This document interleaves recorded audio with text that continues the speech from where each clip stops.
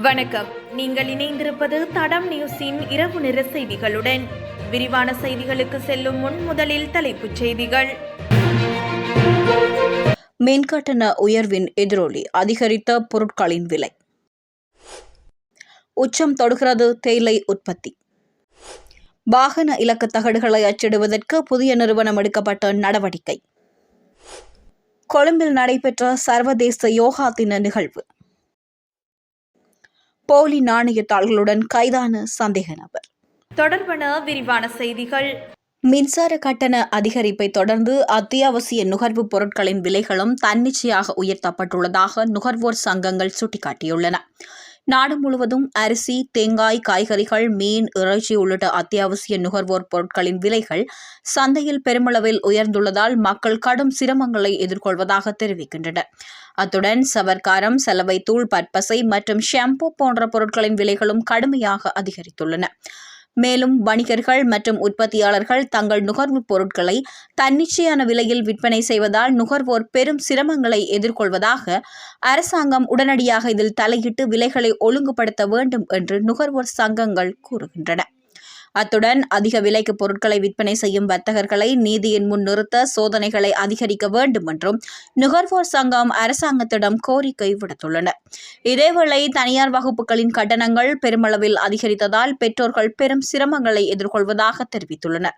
பல வகுப்புகளின் கட்டணம் ரூபாய் 3000 தொடக்கம் 6000 வரையும் மற்றும் 7000 வரை உயர்த்தப்பட்டுள்ளதாக தெரிவித்துள்ளனர்.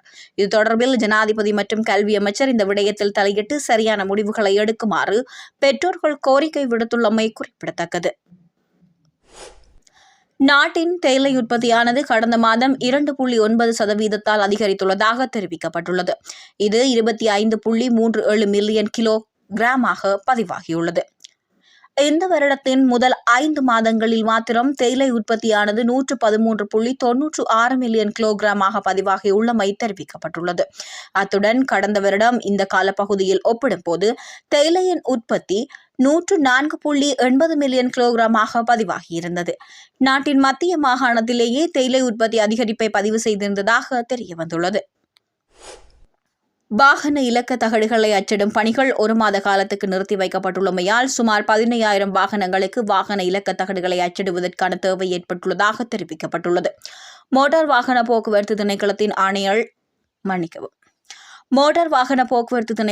ஆணையாளர் கமல் அமரசிங்க இதனை தெரிவித்துள்ளார். வாகன இலக்க தகடுகளை அச்சிடும் நிறுவனத்துக்கு பணம் செலுத்துவதில் ஏற்பட்ட தாமதத்தால் கடந்த ஏப்ரல் மாதம் 30ஆம் தேதி முதல் அச்சிடும் பணிகள் நிறுத்தப்பட்டிருந்தன. அத்துடன் வாகன இலக்க தகடுகளை அச்சிடுவதற்கு புதிய நிறுவனத்தை தேர்ந்தெடுப்பதற்கான நடவடிக்கைகள் முன்னெடுக்கப்பட்டுள்ளன. இதுவரை 15 நிறுவனங்கள் தமது விண்ணப்பங்களை சமர்ப்பித்துள்ளதாக மோட்டார் வாகன போக்குவரத்து திணைக்களத்தின் ஆணையாளர் கமல் அமரசிங்க தெரிவித்துள்ளார். சர்வதேச யோகா தினத்தை முன்னிட்டு இன்று இலங்கையின் பல பகுதிகளில் இருந்து வந்த சுமார் 1000 யோகா ஆர்வலர்கள் கொழும்பு சுதந்திர சதுக்கத்தில் ஒன்று கூடி ஒருங்கிணைந்த யோகா மற்றும் தியான நிகழ்ச்சியில் பங்கேற்றனர். இந்த நிகழ்வை இலங்கையில் உள்ள இந்திய உயர்ஸ்தானிகர் ஆலயம் மற்றும் சுவாமி விவேகானந்த கலாச்சார நிலையம், இலங்கை சுகாதார அமைச்சு, இலங்கை பொது நிர்வாக மாகாண சபைகள் மற்றும் உள்ளூராட்சி அமைச்சு இணைந்து ஏற்பாடு செய்தது. இந்த ஆண்டுக்கான யோகா தின கருப்பொருள் yoga for one earth one health என்பதாகும். இது மனிதனுக்கும் இயற்கைக்கும் இடையேயான சமநிலையை வலியுறுத்துகிறது. இந்தியாவையும் இலங்கையையும் சேர்ந்த முன்னணி யோகா நிறுவனங்களின் நிபுணர்கள் வழிகாட்டிகளோடு யோகா மற்றும் தியான அமர்வுகள் நடத்தப்பட்டன. விழாவின் ஒரு பகுதியாக யோகா அறிவை எளிதில் மக்களுக்கு வழங்கும் நோக்கில் யோகா பென்டிரைவ் மற்றும் ஹதயோக பிரதீபிகா நூலின் சிங்கள மொழிபெயர்ப்பு வெளியிடப்பட்டது. அத்துடன் அம்பாந்தோட்டை, யாழ்ப்பாணம், கண்டி ஆகிய இடங்களில் உள்ள இந்திய தூதரகங்களும் தனித்தனி யோகா நிகழ்வுகளை ஏற்பாடு செய்தன. போலி நாணயத்தாள் தொடர்பாக கிடைத்த தகவலின் அடிப்படையில் நடாத்தப்பட்ட விசாரணையின் போது ஹதர்லியத்த போலீசால் பல்வேறு விடயங்கள் கண்டறிந்துள்ளனர். நேற்று மதியம் ஹதர்லியத்த பகுதியில் உள்ள ஒரு கடைக்கு சென்று 5000 ரூபாய் போலி நாணயத்தாள் ஒன்றை வழங்கிய நபர் தொடர்பில் கிடைத்த தகவலின் அடிப்படையில் போலீசார் நடத்திய விசாரணையின் போது இது தெரியவந்துள்ளது. அதன்படி போலி நாணயத்தாள்களை வைத்திருந்த கண்டி, உடுவ பிரதேசத்தைச் சேர்ந்த 32 வயது சந்தேக நபரை போலீசார் கைது செய்துள்ளனர். சந்தேக நபரிடம் இருந்து 3 போலி 5000 ரூபாய் நாணயத்தாள்கள், 2 போலி 500 ரூபாய் நாணயத்தாள்கள் மற்றும் 2 போலி 100 ரூபாய் நாணயத்தாள்கள் என்பன கைப்பற்றப்பட்டன.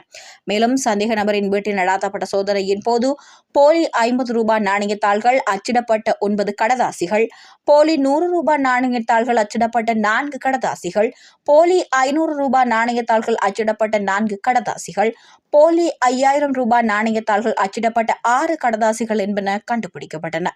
இதேவேளை இந்த போலி நாணயத்தாள்களை அச்சிட்ட சந்தேக நபரை கைது செய்வதற்காக கலகிதர பகுதியில் உள்ள நிறுவனத்திற்கு விசாரணை அதிகாரிகள் சென்றுள்ளனர். இருப்பினும் சந்தேக நபர் அந்த நேரத்தில் நிறுவனத்தில் இல்லை.